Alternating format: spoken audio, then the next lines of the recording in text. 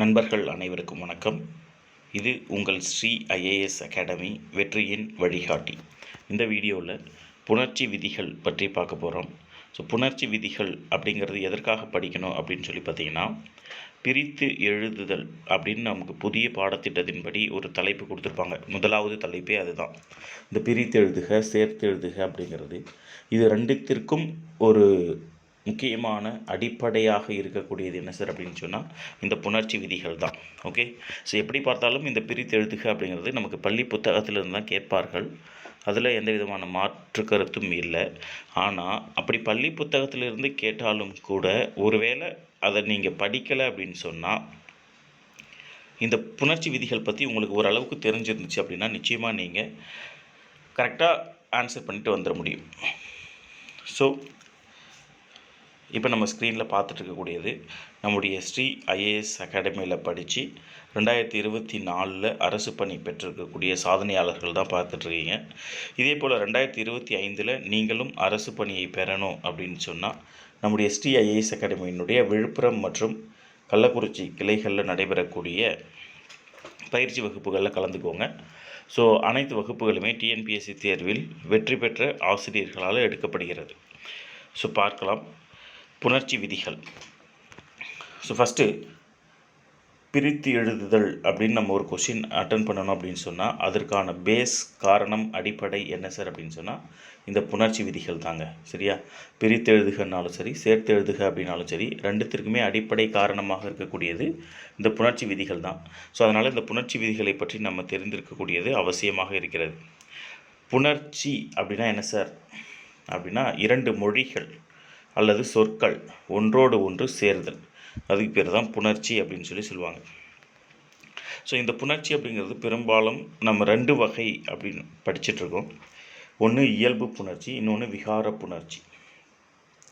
இயல்பு புணர்ச்சி அப்படின்னா என்ன சார்னா, இயல்பாக புணர்வது, அதாவது எந்த விதமான மாறுபாடும் இன்றி புணர்வது, அதுக்கு பேர் தான் இயல்பு புணர்ச்சி அப்படின்னு பேர். விகார புணர்ச்சி அப்படின்னு சொன்னால், விகாரம்னா என்ன சார்னா மாறுபடுதல். ஓகேங்களா? ஸோ ஃபஸ்ட்டு இயல்பு புணர்ச்சி பார்ப்போம். இந்த இயல்பு புணர்ச்சி அப்படிங்கிறது நிலைமொழியும் வருமொழியும் சேரும் பொழுது எவ்வித மாறுபாடும் இன்றி புணர்வது. இப்போ உதாரணத்துக்கு பாருங்களேன், வாழை கூட்டல் மரம் சேர்த்து எழுதுனா என்ன வருது? வாழை மரம், அப்படியே தான் வருது. அங்கே என்ன சொல் இருக்கிறதோ அதே தான் இங்கேயும் வருது. ஸோ அதனால் மாறுபாடு இன்றி புணர்வதனால அதுக்கு பேர் இயல்பு புணர்ச்சி அப்படின்னு சொல்கிறாங்க. அதுவே விகார புணர்ச்சி அப்படின்னா, நிலைமொழியும் வருமொழியும் சேரும் பொழுது ஏதேனும் ஓர் எழுத்து, ஓகே, ஏதாச்சும் ஒரு எழுத்து தோன்றலாம் அல்லது திரியலாம். திரிதல் அப்படின்னா, தோன்றுதல் அப்படின்னு சொன்னால் என்ன சார்னா புதிதாக தோன்றுதல். ஓகே, புதுசாக ஒரு எழுத்து தோன்றது. திரிதல் அப்படின்னு சொன்னால் ஒரு எழுத்து இன்னொரு எழுத்தாக திரிதல். கெடுதல் அப்படின்னு சொன்னால் மறைந்து போதல், ஒரு எழுத்து மறைந்து போதல். ஸோ இந்த மூன்று நிகழ்வுகளும் ஏற்படும். அதற்கு பெயர் தான் என்ன சொல்லுவாங்க அப்படின்னு சொன்னால் விகார புணர்ச்சி அப்படின்னு சொல்லுவாங்க. இந்த தோன்றல், திரிதல், கெடுதல் இதற்கு ஒரு சில விதிகள் இருக்கும். அந்த விதிகளை தான் புணர்ச்சி விதிகள் அப்படின்னு சொல்லுவாங்க. ஓகேவா? ஸோ அது நம்ம அதெல்லாம் டீட்டெயிலாக பார்க்க போகிறோம். அதனால் இந்த இடத்துல நம்ம எந்த எடுத்துக்காட்டும் பார்க்கல. ஸோ இப்போதைக்கு இயல்பு புணர்ச்சினா என்ன, விகார புணர்ச்சினா என்ன அப்படிங்கிறத மட்டும் நோட் பண்ணிக்கோங்க. ஓகேவா? ரைட். ஸோ அதில் விதி 1 பாருங்களேன், வந்து ஹைலைட் பண்ணியிருக்கேன் பார்த்தீங்களா? ஸோ அதுதான் விதி 1. இது வரைக்கும் வந்துடும், மறக்காமல் ஞாபகம் வச்சுக்கோங்க. பல சில என்னும் இவை தம்முன் தாம்வரின் இயல்பும் மிகலும் அகரம் ஏக லகரம் ரகரம் ஆகலும் பிறவரின் அகரம் விகற்பம் ஆகலும் உளப்பிற அப்படின்னு முதல் விதி இருக்கும். இது உங்களுக்கு புரியாது. இப்போ நான் எடுத்துக்காட்டோட சொல்கிறேன், அப்படி சொல்லும் பொழுது உங்களுக்கு புரியும். சரிங்களா? ஸோ அப்போ பல சில இந்த ரெண்டு சொற்கள் தான் இப்போ நான் பார்க்க போகிறது. இவை தம்முன் தாம்வரின் அப்படின்னா தம்முடைய எழுத்துக்களுக்கு முன்னாடி அதே எழுத்து வர்றது. இப்போ உதாரணத்துக்கு இங்கே பாருங்கள், பல அப்படிங்கிற எழுத்து கூட பல வருதா, சில அப்படிங்கிற எழுத்து கூட வருமொழியில் என்ன இருக்குது? சில. இதுக்கு தான் பேர் என்ன சொல்லுவாங்கன்னா தம்முன் தாம்வரின், தம்முன் தாம்வரின் அப்படின்னு சொல்லுவாங்க. ஸோ அப்படி வரும்பொழுது என்ன ஆகும்னா இயல்பாக புணரும். இயல்பும். இதுதான் ஓகேவா. தம்முன் பல சில எனும் இவை தம்முன் தாம்வரின் இயல்பும். அதே போல் மிகலும். மிகல் அப்படின்னா தோன்றுதல். இப்போ பல கூட்டல் பல அப்படின்னு சொன்னால் பல பல அப்படின்னும் வரும். அதுவும் கரெக்டு தான், நம்ம தப்புன்னெலாம் சொல்ல முடியாது. பல பல அப்படிங்கிறதும் கரெக்டு தான். சில கூட்டல் சில அப்படின்னு எழுதும்போது சில சில அப்படின்னு எழுதுறதும் கரெக்டு தான். ஸோ வறுமொழியில் உள்ள வல்லின எழுத்து மிக்கு, ரைட்டா. ஸோ இந்த இப்புக்கும் இந்த இச்சும் மிக்கு, அதாவது மிகுந்து புணர்தல், அதுக்கு தான் மிகலும் அப்படின்னு சொல்லியிருப்பாங்க. ஸோ அதுக்கடுத்து அகரம் ஏக. அகரம் ஏக அப்படின்னு சொன்னால் அகரம் கெட்டு லகரம் ரகரம் ஆகலும். ஓகே, இப்போ உதாரணத்துக்கு பாருங்கள். இப்போ இந்த பல பல இருக்கு இல்லையா, இந்த பல பல அப்படிங்கிற எழுத்தில் ஃபஸ்ட்டு நிலைமொழி பல, வருமொழி பல. ஓகேவா. ஸோ இப்போ நிலைமொழியில் இருக்கக்கூடிய இந்த லாவை தான் பிரிக்கிறோம். இல் கூட்டல் ஆணு பிரியுமா. ஸோ இதுதான் சொல்கிறாங்க, இந்த அகரம் கெட்டு. கெட்டு அப்படின்னா மறைந்து. இப்போ இந்த இல்லு மட்டும் இருக்கு இல்லையா, இந்த லகரம் என்ன ஆகுதுன்னா ரகரமாக மாறும். ஸோ அப்போ இந்த இடத்துல இந்த லகரம் மறைந்து ரகரமாக மாறும். இந்த இல் அப்படின்னு சொல்லக்கூடிய இந்த ஒற்றெழுத்து மறைந்து இர் அப்படிங்கிற எழுத்து தோன்றும். அதனால் இந்த பல பல அப்படிங்கிற எழுத்து பற்பல அப்படின்னும் புணரும். சரிங்களா. அதே மாதிரி சில சில அப்படிங்கிற எழுத்து சிற்சில எனவும் புணரும். ஓகேவா. ஸோ அப்போது கரெக்டாக ஞாபகம் வச்சுக்கோங்க. தம்முன் தாம்வரின் அப்படின்னு சொன்னால் இயல்பு, இயல்பாக புணர்தல். Michael, okay. ஸோ வல்லின எழுத்து மிக்கு புணர்தல். அகரம் மறைந்து லகரம் ரகரமாக திரிதல். அப்போ இந்த பல அப்படிங்கிற எழுத்து இல் கூட்டல் ஆண் வரும். ஆ அப்படிங்கிற எழுத்து மறைந்து இந்த இல்லு மட்டும் என்னவா மாறும்னா இர்ராக மாறும். பற்பல சில அப்படின்னு மாறும். ஓகேவா. அதே மாதிரி அகரம் கெட்டு நின்றும் புணரும். கவனிங்க, இங்கே முக்கியமானது இதுதான். ஸோ அகரம் கெட்டு நின்றும் புணரும் அப்படின்னா இப்போ பல இருக்குல்ல, கூட்டல் கலை, இதை நீங்கள் சேர்த்து எழுதுனீங்கன்னா பலகலைன்னு வராது. என்ன வரும் சார் அப்படின்னா, இதை நீங்கள் பிரிக்கிறீங்களா, இல் கூட்டல் ஆணு பிரிக்கிறீங்களா, இந்த அகரம் கெட்டு நின்றும் புணரும். அப்போ அப்படியே அகரம் மட்டும் கெட்டு அப்படியே நின்று புணரும். அப்போ பல் கூட்டல் கலை சேர்த்து எழுதிங்கன்னா என்ன வரும்னா, பல கூட்டல் கலை சேர்த்து எழுதுனா பல்கலை அப்படின்னு வரும். அதே போல் சில கூட்டல் வலை சேர்த்து எழுதுனா சில்வலை அப்படின்னு வரும். சில கூட்டல் வண்டு சேர்த்து எழுதுனா சில்வண்டு அப்படின்னு வரும். ஓகே. ஸோ சில கூட்டல் வண்டு அப்படின்னு நீங்கள் சேர்த்து எழுதினீங்கன்னா சில்வண்டு அப்படின்னு வரும். இதெல்லாம் கொஞ்சம் மறக்காமல் ஞாபகம் வச்சுக்கோங்க. இதுதான் பல அப்படிங்கிற எழுத்து, சில அப்படிங்கிற எழுத்துக்கான புணர்ச்சி விதிகள். ஓகேங்களா. ஸோ அப்போ பல சில இவை தம்முன் தாம்வரின் இயல்பும் மிகலும் அகரம் ஏக லகரம் ரகரம் ஆகலும் பிறவரின் அகர்வம் விகற்பமாகலும். ஸோ அப்போ விகற்பமாதல் அப்படின்னா அகரம் மட்டும் கெற்று அப்படியே நின்று புணரக்கூடியது. ஸோ இதுதான், இதுலேயே 4 விதிகள் வந்திருக்கும், மறக்காம ஞாபகம் வச்சுக்கோங்க. சரிங்களா. ரைட். ரெண்டாவது திசை பெயர் புணர்ச்சி. ஸோ திசை பெயர் புணர்ச்சி அப்படிங்கிறது நமக்கு ஓரளவுக்கு நல்லாவே தெரியும். திசையோடு திசையும் பிறவும் சேரின், அதாவது திசையோடு திசை சொற்களும் பிற சொற்களும் சேரின் நிலை ஈற்று உயிர்மெய் கவ்வொற்று நீங்களும் ரகரம் நகர லகரவாக திரிதலும் ஆதி நீடலுமாம் பிற. புரியுதுங்களா. விதியை மட்டும் ஞாபகம் வச்சுக்குவோம். திசையோடு திசையும் பிறவும் சேரின் நிலையீற்று உயிர்மை கவ்வொற்று நீங்களும் ரகரம் நகரமாகவும் லகரமாகவும் திரிதலும் ஆதி நீடலும் ஆம் பிற. Okay, right. கவனிங்க. ஸோ அப்போது திசையோடு திசையும், அப்போ வடக்கு அப்படிங்கிறது ஒரு திசை, கிழக்கு அப்படிங்கிறது ஒரு திசை. பிறவும் அப்படின்னா இந்த இடத்துல பிற சொல் வந்துருக்கு பாருங்கள், வேங்கடம் அப்படிங்கிறது. அந்த வேங்கடம் அப்படிங்கிறது பிறவும், பிறசொல். ஓகே, பிறவும்னா பிறசொல். அப்போ திசையோடு திசையும் பிறவும் சேரின் நிலை ஈற்று, நிலைமொழியில் இருக்கக்கூடிய ஈற்று எழுத்து, அந்த உயிர்மை எழுத்து இருக்குல்ல, இப்போ வடக்கு இது என்ன இருக்குது. ஸோ அப்போ நிலை ஈற்று உயிர்மை கவ்வொற்று நீங்களும், இது ரெண்டும் நீங்களும். கவ்வொற்று அப்படின்னா க உடைய க அப்படிங்கிற ஒற்று எழுத்து நீங்களும். ஓகே, ஸோ இது ஒரு விதி ஞாபகம் வச்சுக்கோங்க. நிலை ஈற்று உயிர்மெய் நிலை மொழியில் இருக்கக்கூடிய ஈற்று உயிர்மெய் எழுத்தும் க அப்படிங்கிற ஒற்றெழுத்தும் நீங்கிடும், நீங்கி புணரும். ஸோ அதனால் வடக்கு அப்படிங்கிறதுல இந்த இக்கும் கூவும் நீங்கி வடகிழக்கு அப்படிங்கிறது புணரும். அதே மாதிரி வடக்கு கூட்டல் வேங்கடம் நீங்கள் சேர்த்து எழுதிங்கன்னா வட வேங்கடம் அன்று புணரும். குணக்கு கூட்டல் திசை குணதிசை. குணக்கு அப்படின்னா என்ன எந்த திசையை குறிக்கக்கூடியது சொல்லுங்கள்? குணக்கு அப்படிங்கிறது ஒரு திசையை குறிக்கக்கூடியது. அந்த குணக்கு அப்படிங்கிறது எந்த திசையை குறிக்கக்கூடியது உங்களுக்கு தெரிஞ்சிருந்துச்சுன்னா கமெண்ட் பண்ணுங்கள் பார்க்கலாம். ரைட். ஸோ குணக்கு கூட்டல் திசை. அப்போ இந்த இக்கும் கூவும் கேன்சல் ஆகிடும், குணதிசை. அதே மாதிரி குடக்கு கூட்டல் திசை குடதிசை. ஓகேவா? ரைட். ஸோ அப்போது நிலையீற்று நிலைமொழியில் இருக்கக்கூடிய ஈற்று உயிர்மை எழுத்தும் க அப்படிங்கிற ஒற்றெழுத்தும் நீங்களும். இப்போ பார்த்துட்டோமா எப்படி நீங்கிச்சுன்ட்டு? அதே மாதிரி பாருங்கள், ரகரம் நகரமாகவோ லகரவாகவோ திரிதலும். அப்போ ரகரம் அப்படின்னு சொன்னால் பாருங்கள், இப்போ தெற்கு இருக்கு இல்லையா? ஸோ தெற்கு, இந்த தெற்கு அப்படிங்கிறதுல ஃபஸ்ட்டு இந்த கு அப்படிங்கிறது நீங்கிடுமா? நிலைமொழி நீற்று எழுத்து நீங்குமா? இப்போ இந்த ரகரம் அப்படிங்கிறது என்னவா ஆகுது சார் அப்படின்னு சொன்னால் நகரமாக தெரியுது. அதனால தான் தெற்கு கூட்டல் கிழக்கு அப்படிங்கிறத நீங்கள் சேர்த்து எழுதினீங்கன்னா தென்கிழக்கு அப்படின்னு வரும். அதே போல் தெற்கு கூட்டல் குமரி அப்படிங்கிறத சேர்த்து எழுதினீங்கன்னா தென்குமரி அப்படின்னு வர்றது காரணம் என்ன சார் அப்படின்னா இந்த ரகரம் என்னவாக மாறுது அப்படின்னு சொன்னால் நகரமாக மாறுது. அதே போல் இங்கே பாருங்கள் மேற்கு. ஸோ மேற்கு இருக்கு இல்லையா? மேற்கு கூட்டல் காற்று இது சேர்த்து எழுதினா என்ன வரும்னா மேல் காற்று அப்படின்னு வரும். ஏன் சார்னா நிலைமொழி நீற்று எழுத்து நீங்கிடும், கு அப்படிங்கிற எழுத்து நீங்கிடும்.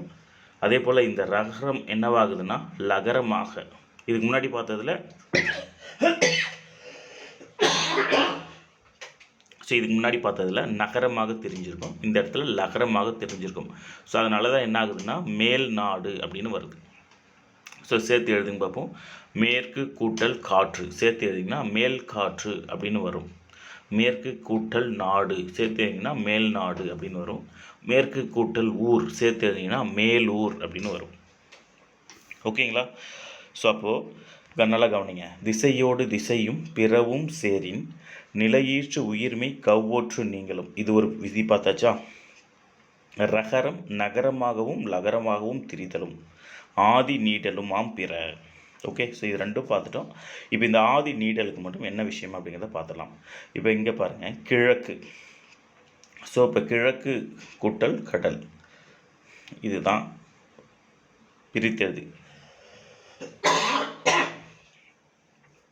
இப்போது இந்த இக்கும் கூவும் நீங்கிடும். ஓகேவா? இக்கும் கூவும் நீங்கிறதுக்கப்புறம் ஆதினா என்ன அர்த்தம்னா முதல் எழுத்து நீண்டு, அதாவது கீ அப்படின்னு சொல்லக்கூடிய அந்த முதல் எழுத்து நீண்டு கீழ் அப்படின்னு மாறும். அதனால தான் கிழக்கு கூட்டல் கடல் நீங்கள் சேர்த்து எழுதும்போது என்ன ஆகும்னா கீழ்கடல் அப்படின்னு வரும். கிழக்கு கூட்டல் நாடு சேர்த்து எழுதும்போது கீழ்நாடு அப்படின்னு வருது. சரிங்களா? ஸோ நல்லா ஞாபகம், திசை பெயர் புணர்ச்சி இதுதான். திசையோடு திசையும் பிறவும் சேரின் நிலையீற்று உயிர்மை கவ்வொற்று நீங்களும் ஒன்று முடிஞ்சிடும். ரகரம் நகரமாகவோ லகரமாகவும் திரிதலும் ஆதி நீடலும் ஆம் பிற. புரிஞ்சுங்களா? அப்போ திசை பெயர் புணர்ச்சியில் 3 விதிகள் இருக்குது, மறக்காமல் ஞாபகம் வச்சுக்கோங்க. இக்கும் கூவும் நீங்கும், ராங்கிற எழுத்து ந அப்படிங்கிற எழுத்தாகவும் ல அப்படிங்கிற எழுத்தாகவும் திரியும். முதலாவது எழுத்து ஆதி எழுத்து நீண்டு ஒலிக்கும். ஓகேங்களா? ஸோ 3வது மை ஈற்று பண்பு பெயர் புணர்ச்சி.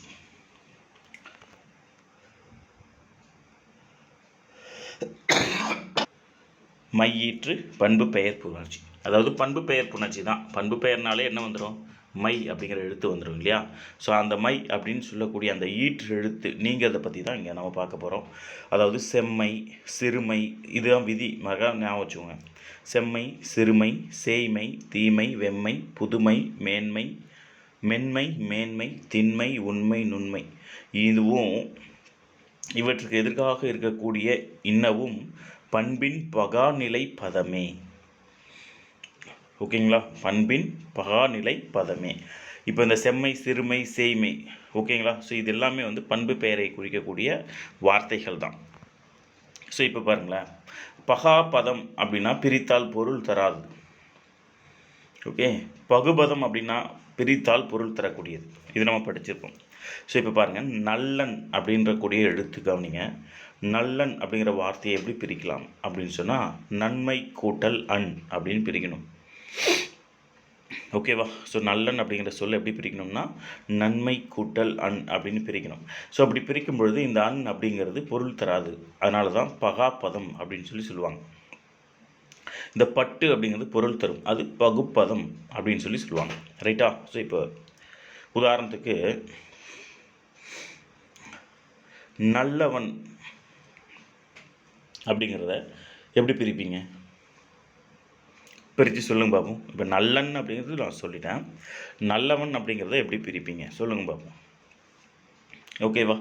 வெண்பட்டு அப்படிங்கிறத எப்படி பிரிக்கலாம்? வெண்மை கூட்டல் பட்டு. செம்மலர் எப்படி பிரிக்கலாம்? செம்மை கூட்டல் மலர். ஆக்சுவலாக இது நம்ம இந்த பக்கத்துலேருந்து வந்திருக்கணும். எப்படி? ஸோ நன்மை கூட்டல் அன், இந்த மை விகுதி நீங்கும், நல்லன் அப்படின்னு வரும். வெண்மை கூட்டல் பட்டு, மை விகுதி நீங்கு, வெண்பட்டு அப்படின்னு வரும். செம்மை கூட்டல் மலர், மை விகுதி நீங்கி செம்மலர் அப்படின்னு வரும். ஸோ அப்போது மை விகுதி மட்டும் கெட்டு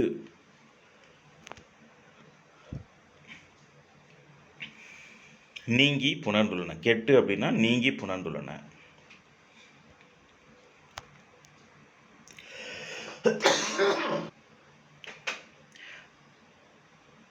பெருமை கூட்டல் அன். ஓகேங்களா? பெருமை கூட்டல் அன். ஸோ இப்போ இந்த பெருமை கூட்டல் அன் அப்படிங்கிறத நீங்கள் எடுத்துட்டீங்கன்னா பெரியன் அப்படின்னு வரும். ஓகேவா? பெருமை கூட்டல் அன் அப்படின்னு எடுத்திங்கன்னா பெரியன் அப்படின்னு வரும். ஸோ இதில் மை விகுதி கெடும். ஃபஸ்ட்டு இந்த ஈர் கூட்டல் ஊ அப்படின்னு இருக்கு இல்லையா? இந்த ஈர் கூட்டல் ஊ அப்படிங்கிறது என்ன ஆகுதுன்னா, இந்த உகரம் அப்படிங்கிறது இகரமாக தெரியும். ஸோ அப்போ ஊ அப்படிங்கிற எழுத்துக்கு பதிலாக ஈ அப்படிங்கிற எழுத்து தோன்றும். அதனால தான் இந்த இடத்துல பெரியன் அப்படின்னு வருது. சரிங்களா? ஸோ அப்போ பெருமை கூட்டல் அன் அப்படிங்கிறத நீங்கள் பிரிச்சிங்கன்னா, சேர்த்திங்கன்னா பெரியன் அப்படின்னு வரும். ஓகே? ஸோ அப்போ மை விகுதி நீங்களும் இடையில் இருக்கக்கூடிய உகரம் இகரமாக தெரிந்திருக்கக்கூடியது தான் பார்த்தீங்க அப்படின்னு சொன்னால் பண்பு பெயர் புணர்ச்சியில் வரக்கூடியது. அதே போல் தான் சிறுமை கூட்டல் இன். இந்த சிறுமை அப்படிங்கிறதுல மை விகுதி நீங்கும். இந்த ரூ அப்படிங்கிறது இர் கூட்டல் ஊ அப்படின்னு வரும்.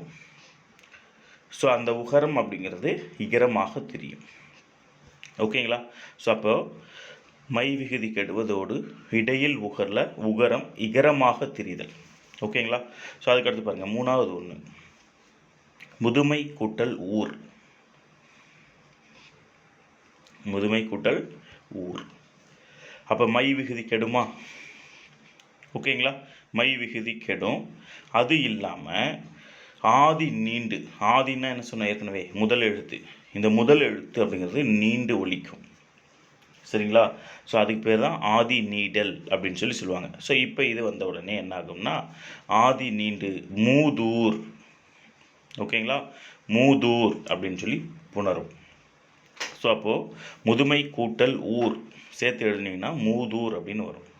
அதே மாதிரி பாசி, இதெல்லாம் அழகாக கேட்கலாம், பிரித்து எழுதுக அப்படிங்கிறது. பாசி அப்படிங்கிறத எப்படி பிரிப்பீங்க அப்படின்னு சொன்னால் பசுமை கூட்டல் ஈ. அப்போ பசுமை அதில் மை விகுதி கெடுமா? ஓகேவா? அதே போல் இந்த இச்சு கூட்டல் ஊன்னு வருமா? ஸோ இந்த ஊ அப்படிங்கிறது என்ன ஆகும்னா இகரமாக மாறும். ஸோ அதுதான் பாசி அப்படின்னு வருது. ஓகே? ஆதி நீடல் ப அப்படிங்கிற எழுத்து என்னவா மாறும்? பா அப்படின்னு மாறும். புரியுதுங்களா? ஸோ அப்போது இந்த விதியை பாருங்கள், மை விகுதி கெடுவதோடு ஆதி நீண்டு, ஆதினா முதல் எழுத்து, இந்த மூ அப்படிங்கிற எழுத்தும் ப அப்படிங்கிற எழுத்தும் நீண்டு புணர்ந்திருக்கக்கூடியது. ஸோ அதுதான் ஆதி நீடல் அப்படின்னு சொல்லுவாங்க. கவனிங்க, ஒன்றா கவனிச்சுட்டே வாங்க, நம்ம அதுக்கான விதியை பின்னாடி படிச்சுக்கலாம். ஸோ அடுத்தது பாருங்கள், பசுமை கூட்டல் கொடி. ஓகே? ஸோ பசுமை கூட்டல் கொடி கவனிங்க. ஸோ பசுமை கூட்டல் கொடி. இதில் சேர்த்து எழுதுமா, மை விகுதி கெட்டுடுமா. ஃபஸ்ட்டு மை விகுதி கெடுவதோடு இப்போ என்ன ஆகும்னா ப சு கூட்டல் கொடி அப்படின்னு வரும். இப்போ இந்த இச்சும் ஊவும் பிரிக்கிறோம். ஸோ அப்படி பிரிக்கும் பொழுது இந்த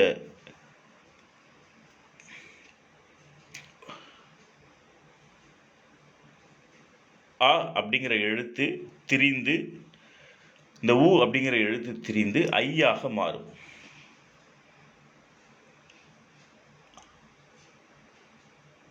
ஓகே ரைட்டு, கவனிங்க.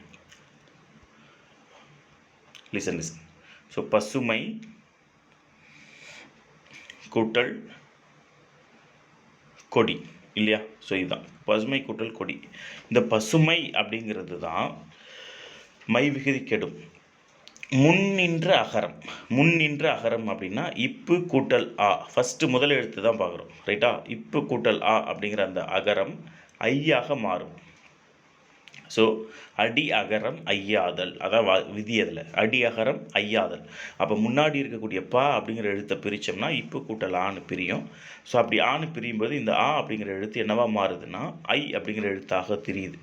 அதே மாதிரி வறுமொழியினுடைய முதல் எழுத்து கொடி இருக்கு இல்லையா, அந்த கொடி அப்படிங்கிற முதல் எழுத்தினுடைய இணை எழுத்தும் மிக்கு வகும். ஸோ இதுதான் இதில் முக்கியமானது, அடி அகரம் ஐயாதல். புரியுதுங்களா. ஸோ நல்லா கவனிச்சுட்டு வாங்க, முக்கியமானதுங்க இது. ஸோ பசுமை கூட்டல், அப்போ இந்த ப அப்படிங்கிறது எப்படி பையா மாறுது அப்படின்னு சொன்னால் இந்த இப்பு அப்படிங்கிறது இந்த ஐயோடு சேரும் பொழுது பையாக மாறும். ஓகேங்களா. அதே மாதிரி தான் பசுமை கூட்டல் தார், பைந்தார். ஏன்னா அந்த தாருக்கு இன எழுத்து இந்து, அதனால் பைந்தார் அப்படின்னு வரும். ஸோ பசுமை கூட்டல் கிளி, பைங்கிளி அப்படிங்கிறது வரும். ஞாபகம் சொல்லாமா, மை விகுதி கெடுவதோடு முன்னின்ற அகரம் ஐகாரமாய் திரிந்து வறுமொழியின் முதல் எழுத்தின் இன எழுத்தாய் மிக்கு புணர்ந்துள்ளது. புரியுதுங்களா. ஸோ அடி அகரம் ஐயாதல் அப்படிங்கிற விதி இதுதான் ரைட். ஸோ அதுக்கடுத்து பாருங்கள், சிறுமை கூட்டல் ஊர், சிற்றூர். ஓகே. ஸோ அப்போது சிறுமை கூட்டல் ஊர் மை விகுதி கெடுமா. அப்போ என்ன வரும், சிறு கூட்டல் ஊர் அப்படின்னு வருமா. ஓகே. இந்த சிறு நடுவில் இருக்கக்கூடிய இந்த ஒற்று எழுத்து என்ன ஆகுது சார் அப்படின்னு சொன்னால், இதோ உங்களுக்கு கிளியராக சொல்கிறேன்.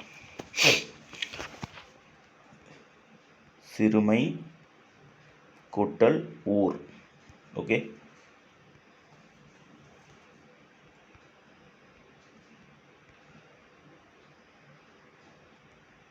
ஸோ இந்த மை விகுதி கெடும். ரெண்டாவது ஸ்டெப்பில் என்ன வரும்னா சிறு கூட்டல் ஊர் அப்படின்னு வரும். இந்த ரூ அப்படிங்கிறது என்ன ஆகும்னா இர் கூட்டல் ஊ அப்படின்னு வரும். அப்போ வறுமொழியினுடைய முதல் எழுத்தை நல்லா கவனிக்கணும், உயிரெழுத்தாக இருக்கிறது. ஸோ இந்த இடத்துல ஒரு விதி ஒன்று படிப்போம், உயிர்வரின் ஊக்குரல் மெய் விட்டு ஓடும். அதாவது வறுமொழியினுடைய முதல் எழுத்து உயிரெழுத்தாக இருந்துச்சு அப்படின்னு சொன்னால் நிலைமொழியில் இருக்கக்கூடிய இந்த ஊ அப்படிங்கிற எழுத்து இந்த மெய்யை விட்டு நீங்கும்.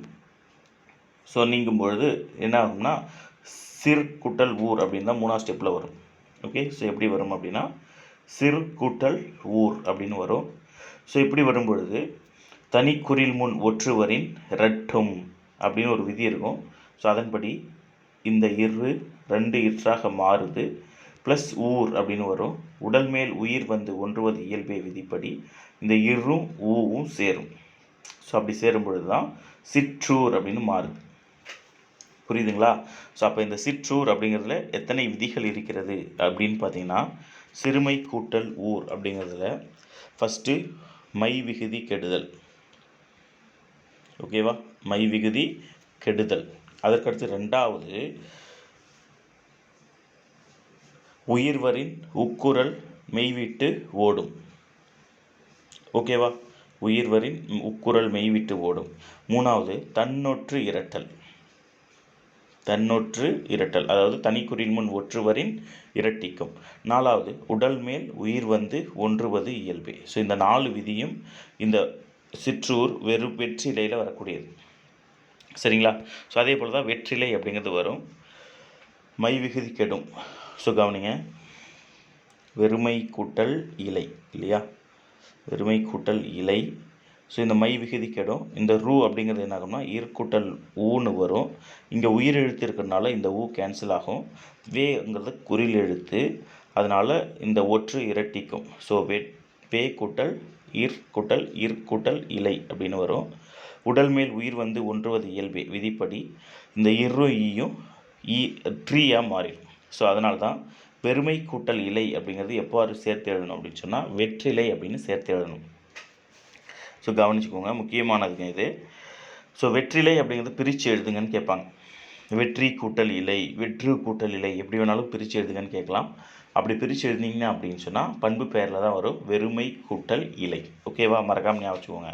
ஸோ மை விகுதி கெடுவதோடு முன் நடுவில் உள்ள ஒற்று இரட்டித்து புணரும். அதே போல் பாருங்கள், வெவ்வேல். வெவ்வேல் அப்படிங்கிறத எப்படி பிரிக்கலாம் அப்படின்னு சொன்னால் வெம்மை கூட்டல் வேல் அப்படின்னு பிரிக்கலாம். ஸோ அப்போ வெம்மை கூட்டல் வேல். ரைட்டா, கவனிங்க. அப்போ மை விகுதி கெடுது. இந்த இம் அப்படிங்கிற ஒற்றெழுத்து என்னவா மாறுது அப்படின்னு சொன்னால் வகர ஒற்றாக மாறும். ஓகே, அந்த இம் அப்படிங்கிற எழுத்து வகர ஒற்றாகவும் மாறலாம், அதே மாதிரி நகர ஒற்றாகவும் மாறலாம்.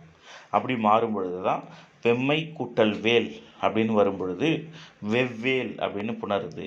வெம்மை கூட்டல் நீர் அப்படின்னு வரும்பொழுது வெந்நீர் அப்படின்னு புணருது. ஸோ இந்த 2 உதாரணத்தில் நீங்கள் பார்த்தீங்கன்னா மை விகுதி கெடுவதோடு முன் ஒற்றாகிய மகர ஒற்று வகரமாகவும் நகரமாகவும் திரிந்து புணர்ந்துள்ளது.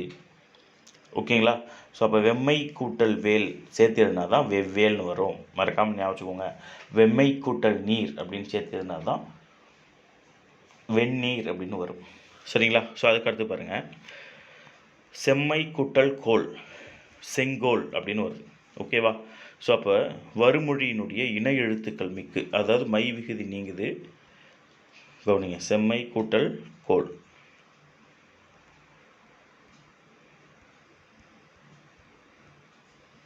மை விகுதி நீங்குது. அதே போல் வறுமொழியினுடைய இணை எழுத்து க அப்படிங்கிற எழுத்துக்கு என்ன இணை எழுத்து அப்படின்னா இங்கு. ஸோ அப்போ சேர்ந்து புணரும் பொழுது என்னென்னு புணருது அப்படின்னா செங்கோல் அப்படின்னு புணர்கிறது. ரைட்டா. ஸோ அப்போ செங்கோல் அப்படிங்கிறத பிரித்து எழுதிங்கன்னா செம்மை கூட்டல் கோல் அப்படின்னு வரும். செந்தமிழ் அப்படிங்கிறத பிரித்து எழுதிங்கன்னா செம்மை கூட்டல் தமிழ் அப்படின்னு வரும். புரியுதுங்களா.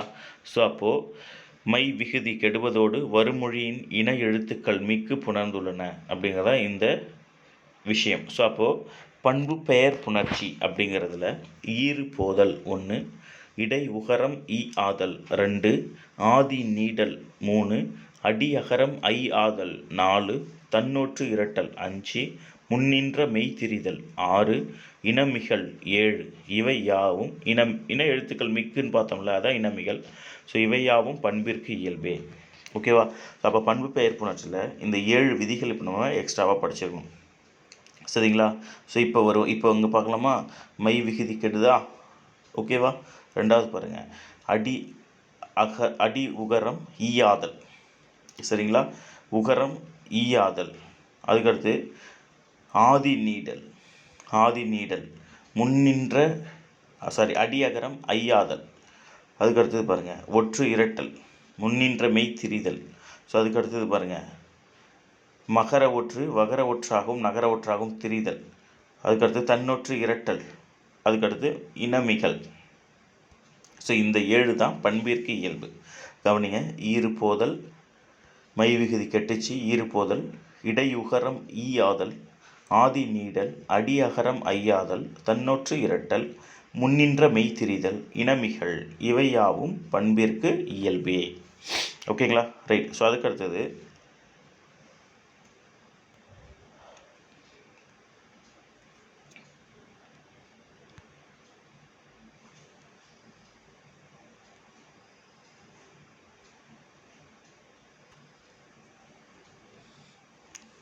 விதி 4 பாருங்கள், பூ பெயர் முன், அதாவது பூ பெயர் இருக்குல்ல, பூ அப்படிங்கிற பெயருக்கு முன்னாடி இனமும் மென்மையும் தோன்றும்.